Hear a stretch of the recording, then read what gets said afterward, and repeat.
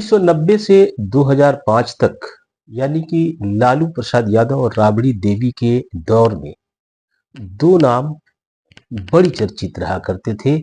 एक राम और दूसरा श्याम। श्याम यानी कि श्याम रजक और राम कृपाल यादव जो आज जनता दल यूनाइटेड और भारतीय जनता पार्टी की सरकार में मंत्री हैं। लेकिन आज चर्चा हम श्याम रजक की कर रहे हैं। क्यों? क्योंकि श्याम रजक ने आज फेसबुक पर आकर के अपनी पीड़ा को बड़ी संयमित तरीके से रखी है और उनका दर्द सिर्फ यह था कि उन्हें मंत्री नहीं बनाया गया है। मिशन दलित युवाओं को सिर्फ नौकरी नहीं मालिक बनाना होगा। 10 लाख तक ब्याज मुक्त लोन देना होगा। तो श्याम रजक के बारे में जानना चाहिए, इसलिए आइए आज हक की बात इरशादुल हक के साथ में हम श्याम रजक की सियासत की चर्चा करते हैं।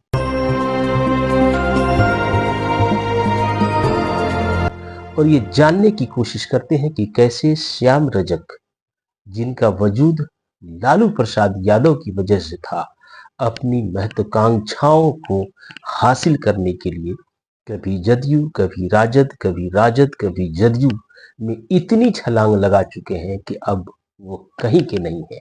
श्याम रजक ने आज फेसबुक पर एक वीडियो अपलोड किया और अपने समर्थकों से कहा कि अब हम हर शनिवार को फेसबुक पर आएंगे और आपके साथ देश की, राज्य की और खास तौर पे दलितों की समस्याओं को हम रखेंगे। श्याम रजक बज़ाहिर दलितों के नाम पर अपनी पीड़ा जताना चाहते थे और सारा का सारा पत्ता दलितों के नाम पे खोलते जाते थे। उन्होंने कहा कि दलितों के लिए, अनुसूचित जाति जनजातियों के लिए, उनके विकास में उनकी सहभागिता के लिए सरकार को काम करना होगा।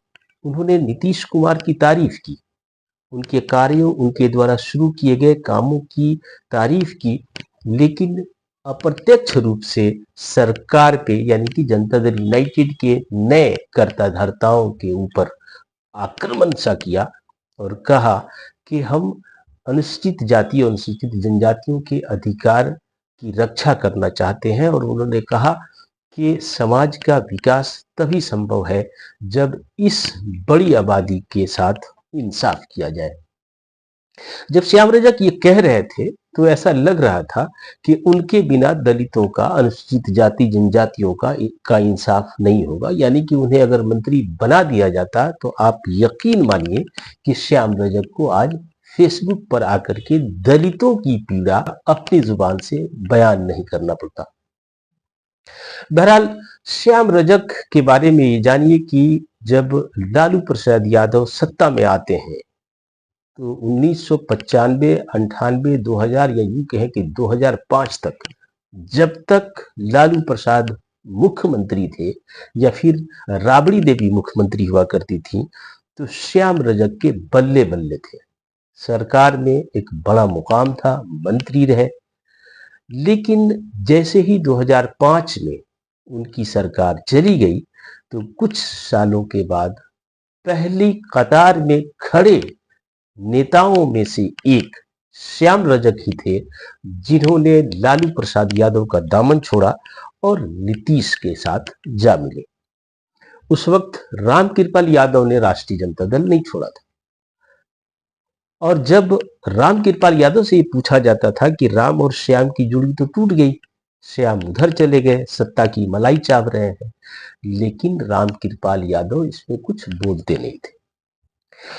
कुछ दिनों तक वो वहां मंत्री रहे, लेकिन 2015, 16, 18, 2020 आते आते उसके बाद तो फिर श्याम रजक की पीड़ा झलकने लगी और उनकी परेशानियां बढ़ने लगी। और ऐसा देख करके श्याम रजक ने एक समय देखा और फिर वो राष्ट्रीय जनता दल में शामिल हो गए। लेकिन जैसे कि उन्हें उम्मीद थी राष्ट्रीय जनता दल उन्हें कुछ अच्छे मकाम पे लाएगी, लेकिन राष्ट्रीय जनता दल ने कोई खास तवज्जो नहीं दी और जिसकी वजह से श्याम रजक अंदर ही अंदर चिड़े रहते थे, कुलबुलाए रहते थे। लेकिन स्थितियां उनके लिए तो और मुश्किल तब हो गई जब विधान परिषद में एक अनुसूचित जाति की महिला मुन्नी देवी रजक को राष्ट्रीय जनता दल ने श्याम रजक ताकते रह गए, उन्हें कोई जगह नहीं मिली और उसके बाद श्याम रजक ने अवसर की खोज शुरू की और समय मिलते ही इस तरह से फिर श्याम रजक जनता दल यूनाइटेड में चले गए। उन्होंने चुनाव लड़ा और फुलवारी शरीफ से जीत भी हासिल की, लेकिन जनता दल यूनाइटेड ने उन्हें मंत्री नहीं बनाया। जब दूसरी बार मंत्रिमंडल का एक्सपेंशन हुआ, सम्राट चौधरी मुख्यमंत्री बने, तब भी श्याम रजक कहीं नहीं थे और संभवतः इसी वजह से आज उनकी पीड़ा झलकी है और उनकी इस पीड़ा को सबसे पहले राष्ट्रीय जनता दल ने समझा और एक फेसबुक पर उसने भी एक पोस्ट किया जिसमें उसने श्याम रजक का नाम तो नहीं लिया, लेकिन लिखा कि मौकापरस्त और दगाबाज लोगों के साथ यही होना चाहिए और एनडीए ने उनको सबक सिखाया है।